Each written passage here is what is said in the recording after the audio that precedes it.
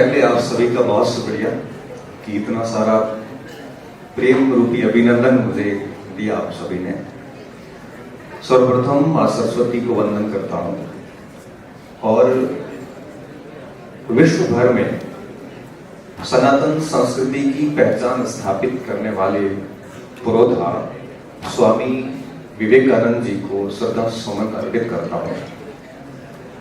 अखिल भारतीय विद्यार्थी परिषद के सानिध्य में आयोजित हो रहे आज के इस कार्यक्रम जिसका नाम स्वयं की खोज दिया गया है, इस कार्यक्रम के इस मंच पर विराजमान आचार्य श्रेष्ठ कुलगुरु मनोज दीक्षित जी, मेरे साथ में विराजमान दिलीप जी, आदित्य जी और सभी साथी, सामने विराजमान सभी विद्यार्थीगण और बाहर से आए हुए सारे अभिभावकगण और जितने भी विश्वविद्यालय के विद्यार्थी हैं, वो सभी लोग पिछले कई दिनों से अपने प्रयासों के द्वारा कार्यक्रम को कोऑर्डिनेट कर रहे हैं, क्योंकि कार्यक्रम करना बिल्कुल भी आसान कार्य नहीं होता।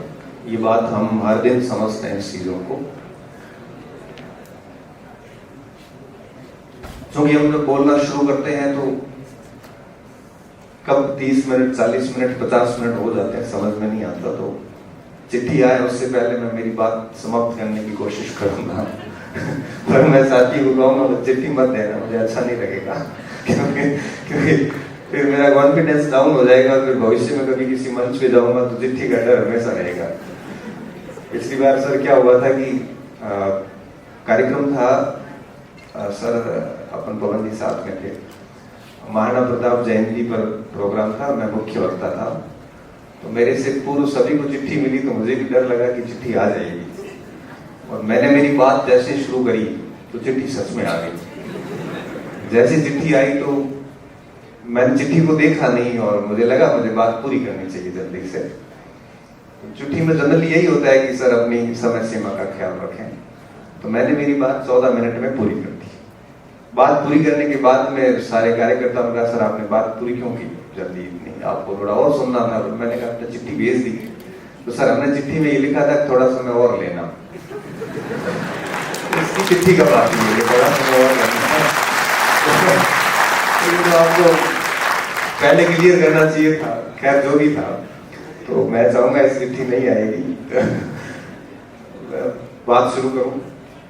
उससे पहले मैं बता दूं कि देखो मैं तो एक विद्यार्थी हूं और जितनी सारी उपमाएं दी गई ये सारी आप लोगों ने गढ़ी है। मैं सिंपल सा एक स्टूडेंट हूं और बस परीक्षा पास की तो गवर्नमेंट जॉब में आ गया।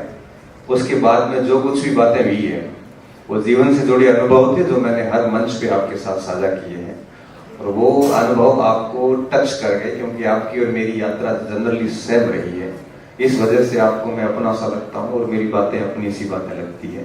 तो मैं मेरी बात को शुरू करूंगा यहाँ से, कुछ उदाहरण देके, कुछ शिक्षाएं देके, कुछ बातें करके कि आप कुछ सीख के जाओ यहाँ से। और मैं चाहूंगा कि केवल बातों को सुने नहीं आप, बल्कि कोशिश करें कि जीवन में उन चीजों का कुछ अनुसरण हो। और हाँ, जो कुछ बोल रहा हूँ वो सारी वो बातें हैं जो जीवन में हमने अपना ही है, उसमें एक भी हवाई फायर नहीं है। ग्रहण धरातलीय बातें हम करेंगे आज से। देखो विषय है स्वयं की खोज। मैं सीधा विषय पे आऊं, उससे पहले मुझे थोड़ा ठीक इसलिए भी लग रहा है कि जब मैं बीकानेर के बारे में पढ़ता हूं तो मुझे माँ करणी के प्रति मेरी भक्ति भाव जो मुझे भाव विभोर कर देती है। जब बीकानेर का मेरे मस्तिष्क में आता है तो मुझे उन दानवीर का नाम याद आता है जिसको इतिहास में स्थान नहीं मिला, पांडु गोदारा का नाम याद आता है। जब भी मैं बीकानेर के बारे में पढ़ता हूँ तो राजस्थान के भागीरथ कहे जाने वाले महाराजा गंगा सिंह का नाम याद आता है, जिन्होंने रोम नोट जारी किया और पेरिस में भाग लिया। जब भी मैं बीकानेर का नाम पढ़ता हूँ तो मुझे अध्यात्म, शूरवीरता और सभी प्रकार की वो बातें जहन में आ जाती है, क्योंकि मैं एक इतिहास का विद्यार्थी हूँ और मैं आज यहाँ पे खड़ा होके बड़ा गौरवान्वित महसूस कर रहा हूँ। इस वजह से कि आपने मुझे यहाँ आमंत्रित किया तो मैं सबसे पहले अखिल भारतीय विद्यार्थी परिषद का धन्यवाद दूंगा कि मेरे अंदर 2006 में जो अखिल भारतीय विद्यार्थी परिषद के जो बीज आए थे उनको आज भी आपने जिंदा रखा और समय समय पे मुझे याद करते रहते हैं, तो अपना जो ये जुड़ाव हमेशा बना रहे हैं।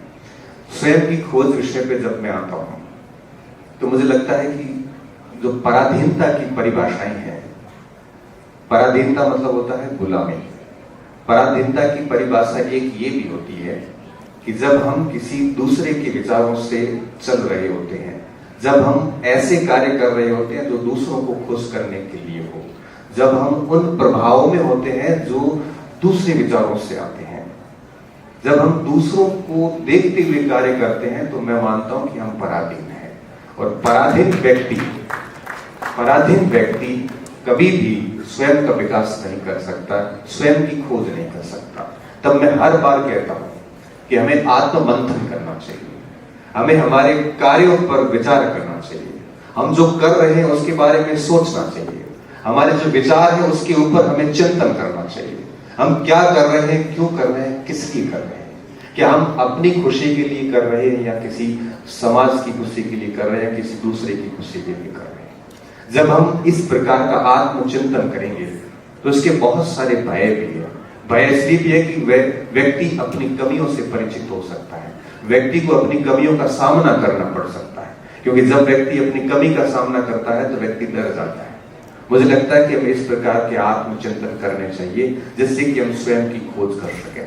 और स्वयं की खोज का तात्पर्य यही होता है जब व्यक्ति अपने अनुसार जीता है, जब व्यक्ति वो कार्य करता है जो उसको सुकून देता है। मैं यहाँ पर एक उदाहरण देना चाहूंगा, एक ब्रिटेन के एक व्यक्ति का। आपने नाम सुना होगा, नहीं सुना थोड़ा गूगल करोगे तो आपको पता चलेगा।